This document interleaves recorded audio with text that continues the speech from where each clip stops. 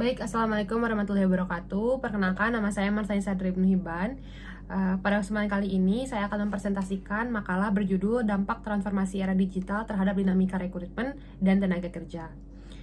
Dalam presentasi ini, kita akan membahas bagaimana teknologi digital mengubah proses rekrutmen, peluang, tantangan, dan prospek ke depannya.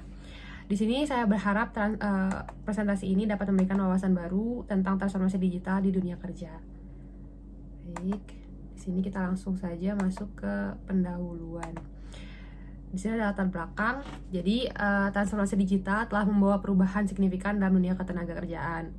Jadi memang jika dulu orang itu hanya mengandalkan media cetak atau jaringan internal atau orang dalam gitu ya untuk mencari pekerjaan. Nah, sekarang teknologi digital seperti platform online, contohnya Jobstreet dan lain sebagainya, itu memungkinkan semua orang mengakses informasi pekerjaan dengan lebih mudah. Nah, hal ini dapat membuat proses rekrutmen menjadi lebih transparan, efisien.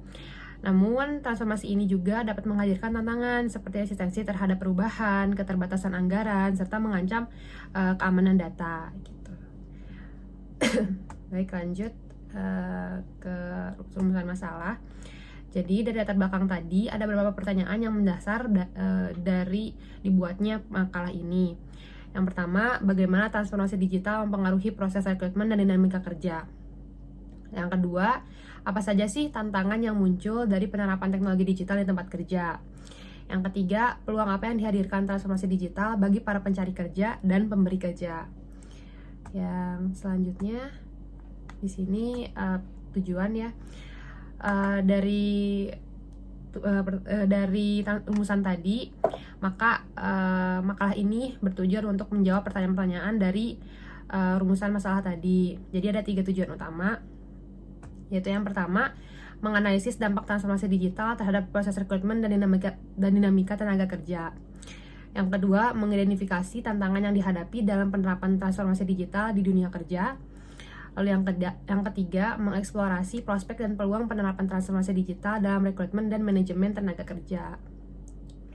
Selanjutnya di sini kita akan masuk ke pembahasan, yaitu definisi transformasi digital.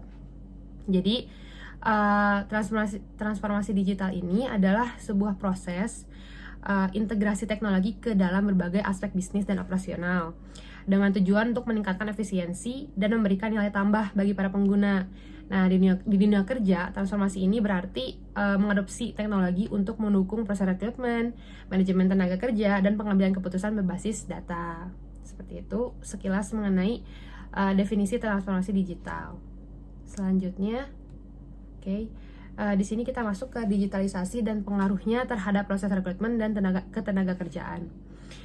Jadi transformasi digital ini sangat membawa pengaruh yang signifikan ya, pengaruh yang besar terhadap rekrutmen dan ketenaga kerjaan. Di sini yang pertama ada peningkatan aksesibilitas informasi pekerjaan.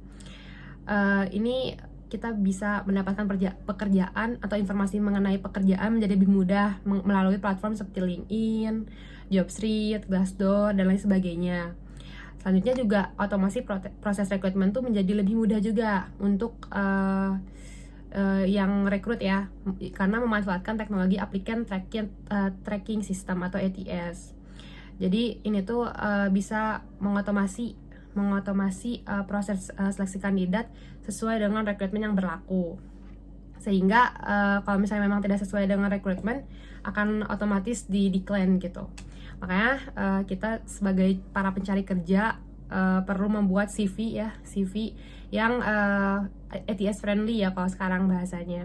Yang ketiga ada efisiensi operasional. Nah, proses rekrutmen itu menjadi lebih mudah, lebih hemat biaya. Lalu ini lanjut juga ke tantangan baru dalam keamanan data. Jadi walaupun banyak sekali keuntungan-keuntungan yang bisa kita rasakan, tapi ada tantangan baru yaitu keamanan data nih.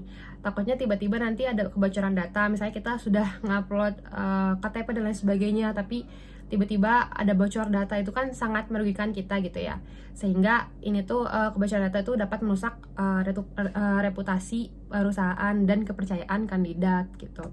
Nah, yang kelima di sini ada perubahan dalam pola pekerjaan. Jadi sekarang tuh karena sudah digitalisasi ya, sudah ada transformasi digital, sehingga ada muncul nih model kerja baru seperti remote work atau kayak misalnya work from anywhere gitu-gitu segala macam. Itu sekarang sudah mulai terbuka gitu ya. Gitu.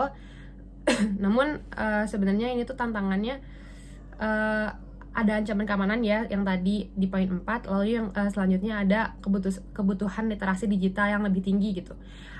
Jadi skill kita tuh perlu diasah kembali karena dalam transformasi digital ini kita tuh harus lebih memiliki skill untuk bekerja gitu ya, karena beberapa pekerjaan dapat digantikan oleh robot, sehingga kita juga harus lebih skill up lagi. Nah, di sini selanjutnya ada tantangan transformasi digital. Jadi ada beberapa tantangan utama dalam transformasi digital. Yang pertama di sini ada resistensi terhadap perubahan. Jadi perubahan ini tuh karena transformasi digital ya sangat besar dan menjadi salah satu kendala yang terbesar juga, terutama oleh karyawan ya, dari karyawannya sendiri, karena kurang nyaman dengan teknologi baru. Kalau misalnya karyawan-karyawan lama itu biasanya kan sudah ada titik nyamannya, kayak misalnya melakukan apa-apa secara manual, tapi kan sekarang ada transformasi digital, semuanya transformasi ke digital, jadi perlu skill up lagi. Sedangkan kalau misalnya yang sudah umur gitu ya, kadang susah gitu untuk skill up itu. Terus juga yang kedua di sini ada kurangnya literasi digital di kalangan karyawan ya, karena masih sedikit karyawan atau pekerja yang memiliki keterampilan digital, sehingga sangat kurang gitu literasinya, literasi digital di kalangan karyawan gitu. Yang ketiga di sini ada keterbatasan anggaran untuk implementasi teknologi. Ini lebih ke untuk perusahaannya ya, karena untuk implementasi teknologi ini tuh sangat membutuhkan cost yang besar, sehingga memang hanya mungkin ada beberapa perusahaan yang enggan gitu untuk implementasi teknologi, karena memang anggarannya perlu memang besar gitu. Itu lalu juga tadi kan kurangnya literasi digital di kalangan karyawan, itu pun dari perusahaan juga harus memberikan pelatihan kepada karyawan yang memang belum memiliki skill tersebut gitu, skill yang diperlukan oleh transformasi digital gitu. Yang keempat di sini ada masalah keamanan dan privasi data.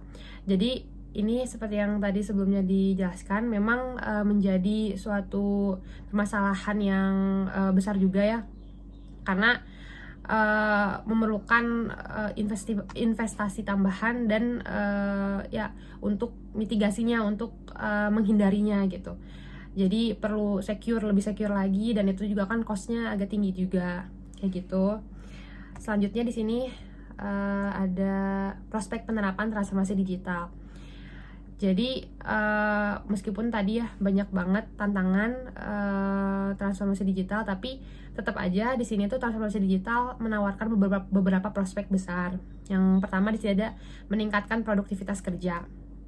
Jadi memungkinkan juga nih perusahaan untuk mengakses global ke talenta terbaik, karena tadi proses rekrutmen sudah dilakukan secara transparan, efisien, dan diupload misalnya di Jobstreet. Jadi orang-orang yang memiliki talenta, orang-orang yang memiliki skill bisa langsung aja apply di situ gitu, sehingga memungkinkan perusahaan mendapatkan akses ke talenta terbaik gitu. Bahkan sekarang juga kita bisa bekerja misalnya dari negara Indonesia, kita bisa bekerja remote ke Amerika misalnya, bisa itu kayak gitu. Terus yang ketiga di sini ada pengembangan model kerja hybrid dan remote.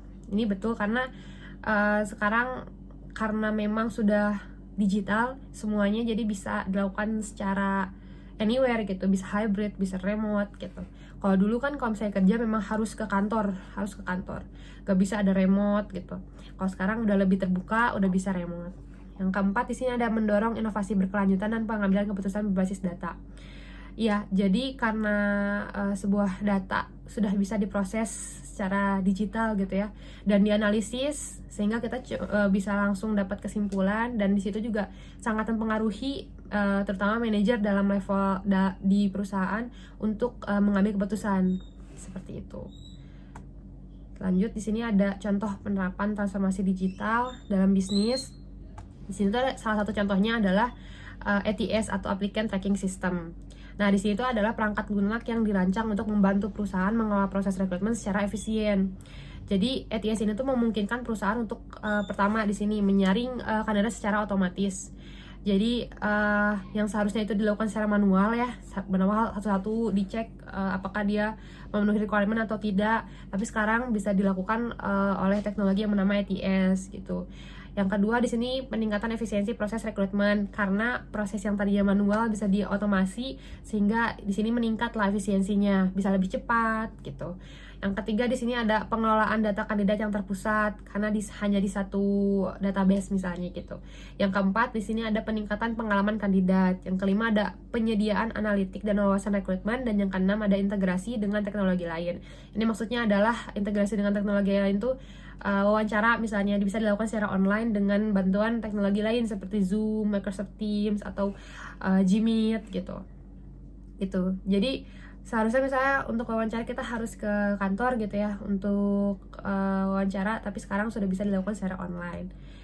Selanjutnya di sini ada penutup, yaitu kesimpulan transformasi digital memberikan peluang besar bagi dunia rekrutmen dan tenaga kerja. Namun diperlukan strategi yang matang untuk mengatasi tantangan seperti asistensi terhadap perubahan dan kurangnya literasi digital. Dengan implementasi yang tepat, transformasi digital dapat meningkatkan efisiensi, inklusivitas, dan daya saing. Jadi transformasi digital ini tuh sangat memberikan peluang besar bagi dunia rekrutmen dan tenaga kerja. Teknologi contohnya tadi ATS atau cloud computing, IoT itu meningkatkan efisiensi proses, tapi juga menghadirkan tantangan seperti asistensi terhadap perubahan dan ancaman keamanan data. Nah, oleh karena itu diperlukan strategi yang matang untuk memaksimalkan manfaat teknologi ini, termasuk investasi tadi dalam pelatihan karyawannya dan pengembangan literasi digital. Seperti itu barangkali penyampaian presentasi makalah dari saya. Terima kasih atas perhatiannya. Wassalamualaikum warahmatullahi wabarakatuh.